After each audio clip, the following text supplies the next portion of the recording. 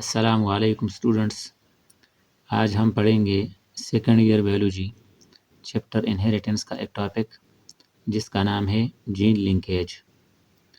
Jain linkage میں ہم یہ پڑھیں گے کہ ایک کروموسوم کے اوپر جین ہوتے ہیں اور یہ جین جب آپس میں کنیکٹڈ ہوتے ہیں، لنکڈ ہوتے ہیں اور اسی ہی کنیکشن کی حالت میں وہ نیکسٹ جنریشن میں ٹرانسفر ہو جاتے ہیں، تو اسی کو ہم جین لنکیج کہتے ہیں۔ اس سے پہلے ہم یہ جانیں گے each chromosome has 100,000 of gene. ہر ایک کروموسوم پر سووں اور ہزاروں کی تعداد میں جینز موجود ہوتے ہیں۔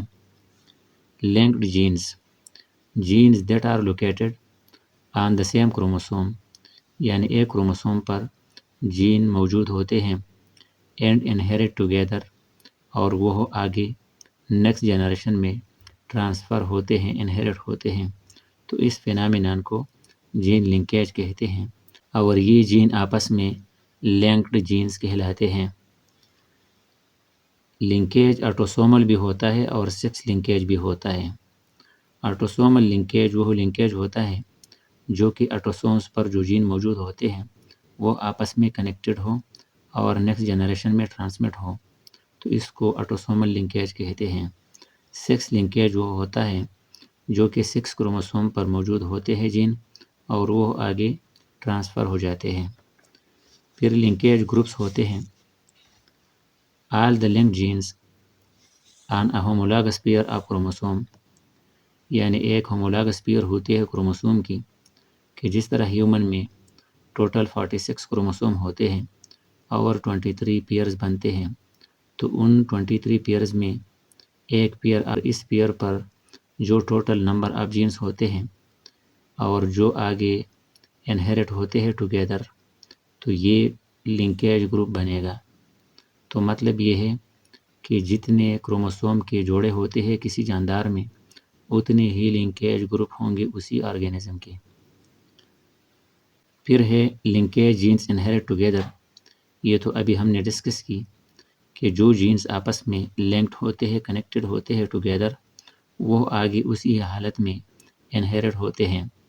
تو جب جینز آپس میں انہیریٹ ہوتے ہیں اور وہ ٹوگیدر ہو، کنیکٹڈ ہو، تو پھر ریکمبینیشن نہیں ہوگی، یعنی جینز کی جو ترتیب یا ارینجمنٹ ہوتی ہے یا جو سیکوینس ہوتی ہے اس میں کوئی تبدیلی نہیں آئے گی، بلکہ اسی ہی ارینجمنٹ اور سیکوینس میں وہ آگے انہیریٹ ہوں گے اور کوئی ریکمبینیشن اکر نہیں ہوگا۔